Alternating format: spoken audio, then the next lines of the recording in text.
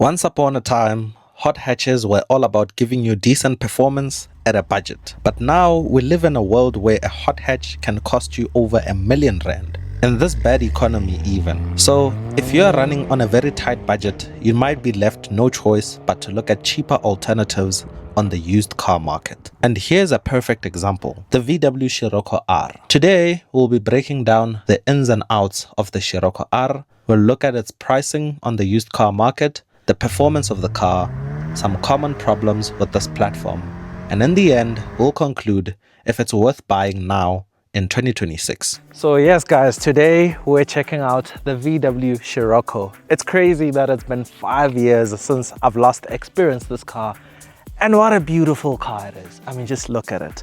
So yeah, we're going to break everything down, the performance, the issues that you may encounter with the cars, what to look out for, the maintenance, basically everything loaded up in one video. And yeah, let's unpack the VW Scirocco. As I woke up one morning, just thinking about this night.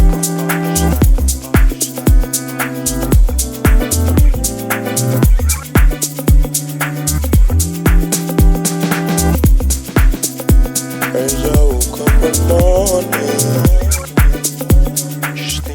The VW Scirocco coexisted alongside the Golf 6. It was marketed and offered as a more stylish and sportier alternative to the Golf. It has its own unique sleek design with two-door coupe styling and a low-slung roofline. One of my favorite design elements are these very wide wheel arches at the back. It gives the car a very pronounced muscular look and stance. This being the R, it has this much more aggressive front bumper with larger openings for extra cooling. These 19-inch 5-star spoke rims were unique to the Scirocco R and the Golf 6R at the time. At the back, you have a more aggressive bumper with 2 exhausts, one flanked on each side. Inside the cabin, you get these heavily bolstered sport seats for maximum body support around corners, with an R logo embroidered on the headrest. You also get R-badged door seals, a perforated leather steering wheel, also flat bottom in this hexagonal shape. Behind the steering wheel are a set of analog dials with unique blue needles. The car even has carbon fiber trims across the dashboard. Not sure if it's real carbon fiber, but it looks real to me. Later update models were offered with this large touchscreen infotainment system, whereas earlier models had a basic small radio screen. One thing I'll say though is this car has one of the best silhouettes you'll ever come across. I mean, check out the side,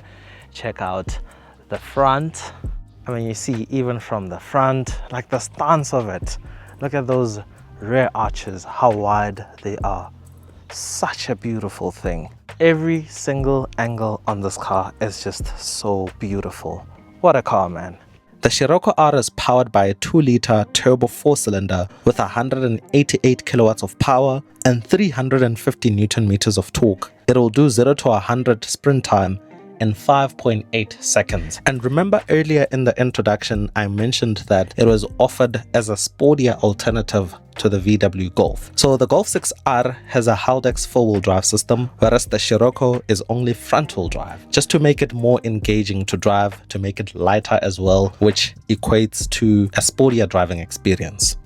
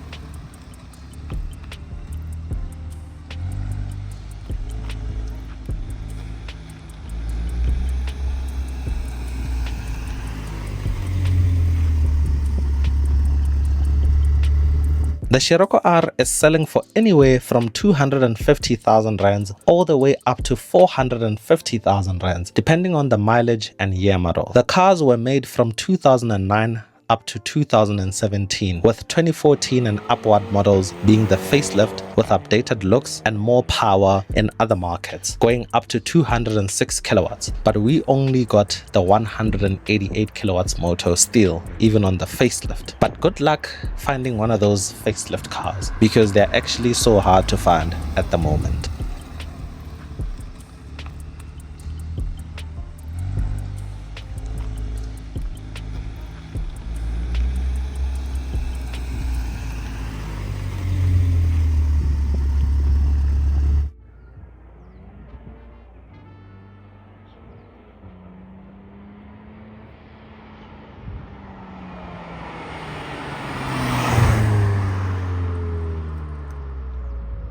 In terms of issues, there are a whole host of problems ranging from cosmetics, electrical, and mechanical problems. The Sciroccos can be prone to DSG issues we've covered before on the channel. Take note though, the cars are available with a manual gearbox if that's your thing. These engines can have issues of oil overconsumption, and overall the problems range from common, predictable, and unpredictable when you factor in cosmetic, electrical, and mechanical issues. So it's nearly impossible to sum up an overall cost for maintenance and possible issues. But what I can tell you is the car will definitely be a money pit. As a matter of fact, the owner of this car made a video covering the problems he faced and the money he spent to solve the problems and to get the car up to scratch, and the total cost is like over 70,000 rands. I've linked the video in the description below. Check it out to learn more about those. And so that brings me to the conclusion of this video. In the introduction, I centered this video around budget, and if you're already running on a tight budget, then avoid the Scirocco R altogether, because it will be a serious money pit to service and run, let alone fixing problems when they arise. If you have a decent amount of money, say about 100,000 rands saved up to fix issues on the car, then absolutely go for it, because it is stylish, unique, and plenty fast, even for modern standards, with its 188 kilowatts engine. If you don't have any room to save up for repairs, then rather invest in something generic but less problematic, like an AW Polo GTI or a Golf 7.5 GTI. Thanks for watching.